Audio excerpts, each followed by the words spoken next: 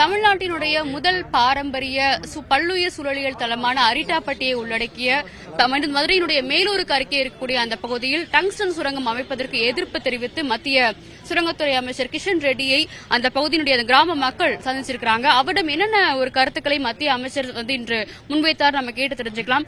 ஐயா வணக்கம், நீங்க அந்த பகுதியிலிருந்து வந்திருக்கீங்க, எந்த ஊர்ல இருந்து நீங்க வந்திருக்கீங்க?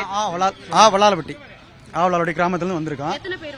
நாங்க இங்க 7 பேர் வந்திருக்கோம். கிராமத்து சார்பில் அவங்க கட்சி சார்பில் இருந்து ஆள் வந்திருக்காங்க. கிராமத்து சார்பில் நாங்க விவசாயிகள் சார்பாகவும் 7 பேர் வந்திருக்கோம். விவசாயிகள் அம்பலார்கள் எல்லாம் வந்து 7 பேர் வந்திருக்கோம்.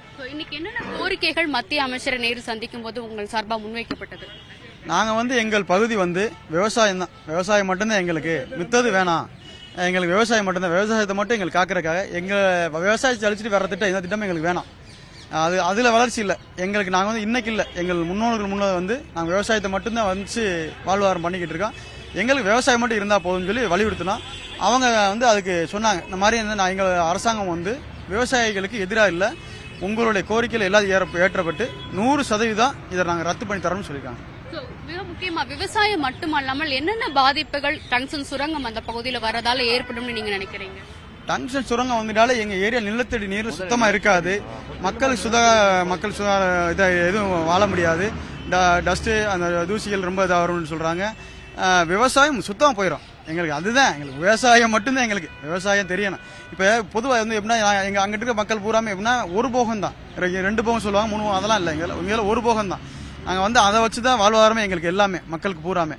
அதை விவசாயத்தை அழிச்சிட்டு வர திட்டம் எந்த திட்டமா இருந்தாலும் எங்கள் பகுதிக்கு வேண்டாது. இன்னைக்கு மத்திய அமைச்சருடைய பதில் உங்களுக்கு ஒரு மகிழ்ச்சி தர்ற மாதிரி இருந்தா என்ன கூறினார்? அவருக்கு இந்த திட்டம் வந்து முழுமையா ரத்து செய்யப்படும்னு சொன்னாரா, இல்லன்னா இன்னும் ஆலோசனை செய்து அதுக்கு பிறகுதான் முடிவு சொல்ல முடியும்ன்ற ஒரு கருத்தை அவர் சொன்னாரா? இந்த மாதிரி நாங்க இந்த எல்லா கருத்துமே அவங்க வச்சோம். வக்கீல் என்ன சொன்னாங்கன்னா, இந்த திட்டம் வந்து முழுமையாக ரத்து செய்யப்படும், இதுதான் ஃபைனல், அவங்களுக்கு வந்து இந்த திட்டம் முழுமையாக ரத்து செய்யப்படும். நான் அவங்க இப்போ பாரத பிரதமரிடம் கலந்து யோசித்து பேசிட்டு நாளை வந்து உங்களுக்கு பேப்பர் ரிலீஸ் பண்றோம்னு சொல்லியிருக்காங்க. அதிகாரப்பூர்வ பேப்பர் ரிலீஸ் பண்றோம்னு இருக்காங்க. முழுமையா திட்டம் ரத்து என்று மத்திய அமைச்சர் கிஷன் ரெட்டி அவர்கள் தெரிவித்திருக்காங்க. எங்க ஊர் மக்கள் இனிமேல் நிம்மதியா இருக்கலாம், சந்தோஷமா இருக்கலாம், தங்கலாம். அவங்க அமைச்சர் கிஷன் ரெட்டி நாங்க கேட்டோம். நாங்க கேட்கும் போது என்னன்னா, இந்த மாதிரி சார் நாங்க எந்த ஒரு அதிகாரப்பூர்வ இது வரையினாலும் நாங்க இங்க டெல்லியில இருக்க போறோம், நாங்க ஊருக்கு போகலன்னு சொன்னா ஒன்னும் இல்ல, நீங்க வந்து எங்க வீட்டிலே தங்கிக்கீங்க, ஒரு நாளைக்கு கிடைச்சிரும், பரவாயில்ல, இல்லைனாலும் நீங்க வந்து எங்க வீட்டிலே தங்கி இருந்து ஒரு வாரம் இருந்து கூட போங்கன்னு சொன்னாங்க. உறுதியா சந்தோஷம். எங்க போராட்டங்கள்ல கலந்துகிட்ட எல்லாருக்கும் எங்களுக்கு இந்த சமயத்தில் நாங்க நன்றி சொல்லணும். இந்த நேரத்துல ஒரு கிளாரிபிகேஷன் நான் கேட்கணும்னு விரும்புறேன். ஏன்னா டெல்லி போய் மினிஸ்டரை பார்க்க போறவங்க வந்து போராட்ட குழுவை சேர்ந்தவர்களே அல்லன்ற ஒரு குற்றச்சாட்டு வந்து மதுரையில இருந்து முன் வச்சிருக்காங்க. அதுக்கு உங்களுடைய கருத்து என்ன? இந்த போராட்டத்துக்கு உங்களுக்கு பெரும் ஒரு துணையா நின்ற மக்கள்லாம் யாரெல்லாம் உங்களுக்கு பெரும் உதவி பண்ணாங்க? இது வந்து எப்படின்னா எல்லாருமே இதுல வந்து இவர் தான் அவங்கண்டாங்கலாம் இல்ல, எல்லாரோட எழுச்சி இது வந்து எப்படின்னா அவங்க உள்ள சொல்லும் போது எப்படி சொன்னாங்கன்னா, இந்த மாதிரி ஒரு போராட்டங்க வந்து இந்தியாவுக்கு ஒரு எக்ஸாம்பிள். ஏன்னா நீங்க இவ்வளவு பேர் மக்கள் கூடி ஒரு 500 பேர் கூடினா எப்படி இருக்கும், 5000 பேர் கூடினா அப்படி இருக்கும், 50,000 பேர் கூடினா அப்படி இருக்கும், ஒரு 1.5 லட்சம் பேர் 2 லட்சம் பேர் கூடின மக்கள்ல வந்து எந்த ஒரு பொது சொத்துக்கும் ஒரு ரூபாய்க்கு கூட எந்தவித பங்க விளைக்காம போலீஸுக்கு மரியாதை கொடுத்து அவங்க கயிறு கட்டினாலும் நீங்க மாற்று வழியில போய் அவங்களோட வாக்குவாதம் ஈடுபடாம ரொம்ப அருமையா அந்த போராட்டத்தை நடத்தி முடிச்சிங்க. அதுதான் எங்களுக்கு ரொம்ப ஈர்ப்பு ஏற்படுச்சு. இப்படிப்பட்ட மக்களுக்கு நம்ம இந்த திட்டத்தை உறுதியா ரத்து பண்ணணும்னு நினைச்சு நாங்க பேசிட்டு வந்தோம். உறுதியா ரத்து பண்ணி கொடுத்துரும்னு சொன்னாங்க. அதே மாதிரி எங்களுக்கு வந்து இந்த போராட்டத்தில் கலந்துகிட்டது வந்து ஒரு விவசாய சங்கம், அவங்க வந்து மிகப்பெரிய அளவில் எல்லாரும் பாடுபட்டு, நிர்வாகிகள் எல்லாமே பாடுபட்டு எல்லாமே பண்ணாங்க.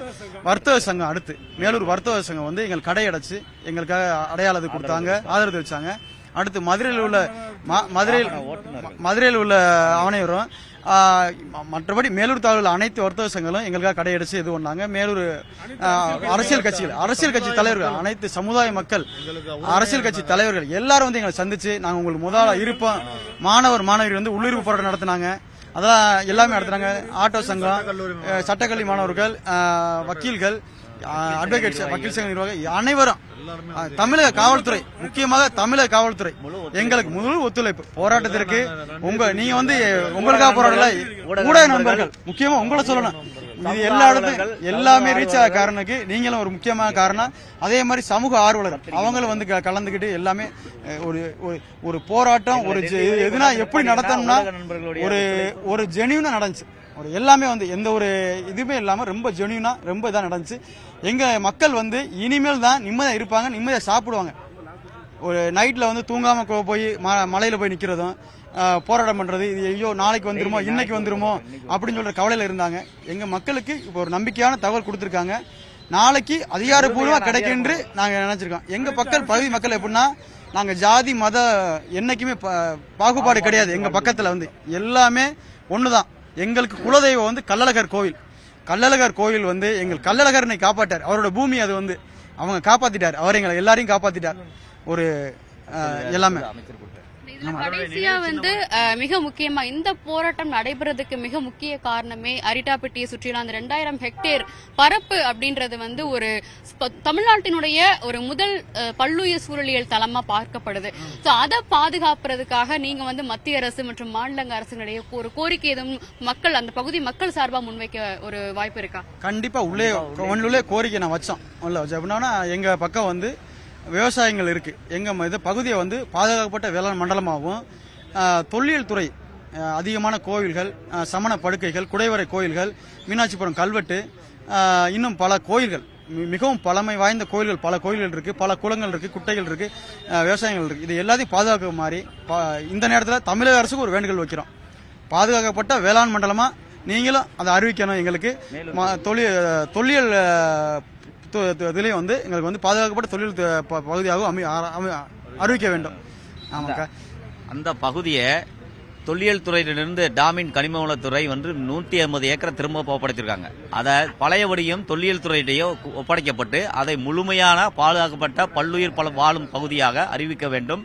இரண்டாவது, காவிரி டெல்டா போன்ற பகுதிகளை எப்படி தமிழக அரசு பாதுகாக்கப்பட்ட வேளாண் மண்டலம் என்று அறிவித்ததோ அதேபோல் இந்த பெரியார் ஒருபோக பாசன விவசாயம் நடக்கக்கூடிய மேலூர் சுற்றுவட்டார பகுதிகளை பாதுகாக்கப்பட்ட வேளாண் மண்டலமாக அறிவிக்க வேண்டும் என்று மாண்புமிகு தமிழக முதலமைச்சர் அவர்களை தமிழ்நாடு அரசையும் வேண்டி விரும்பி மக்களின் சார்பாக கேட்டுக்கொள்கின்றேன்.